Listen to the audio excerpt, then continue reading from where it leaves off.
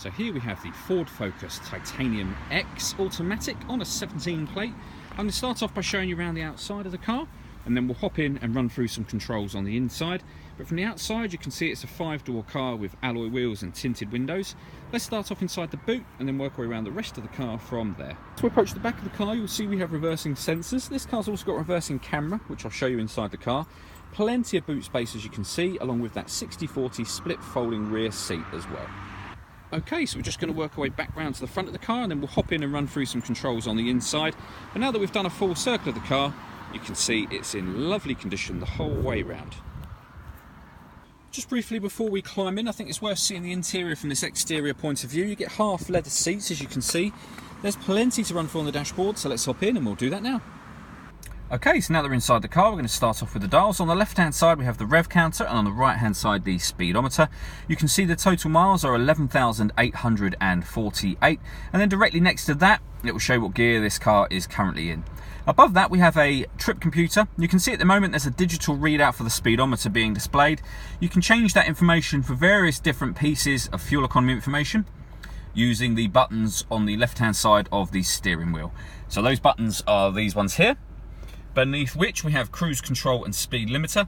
And then over on the right hand side we have stereo controls as well as voice activation for the phone. So hit that button, ask it to dial anyone in your contacts list, and it can do that for you without you having to take your phone from your bag or pocket. That is of course once the phone is paired up, and that is done on the touchscreen over in the center here. If we hit add device, search for your vehicle on your device and select it once it is found, and then follow those simple instructions on screen.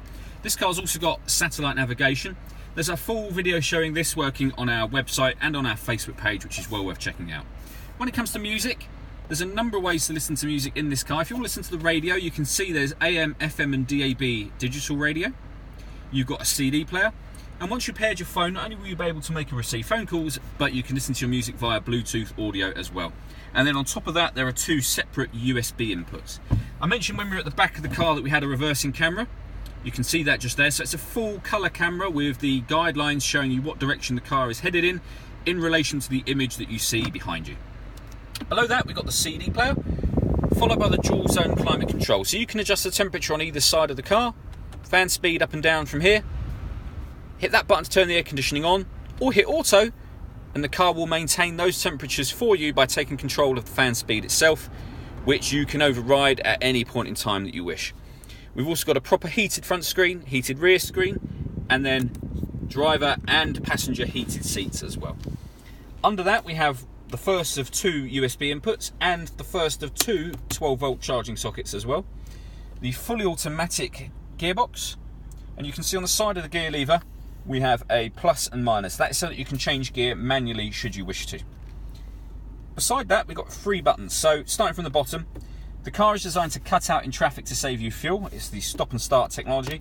That button turns that system off. This button will turn on the front parking sensors on this car. Putting the car in reverse will automatically put all of them on otherwise. And this one is the autonomous parking.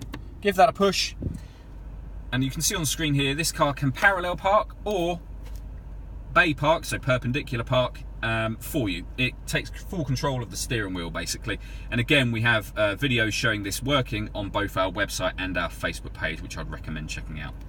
Finally, inside the central armrest we have the second 12-volt charging socket and the second USB input. All that leaves me to say is thank you for taking the time to watch this video. If you'd like to come and see the car in person and have a test drive, please feel free to call any of our MJA sites. We'd love to hear from you soon.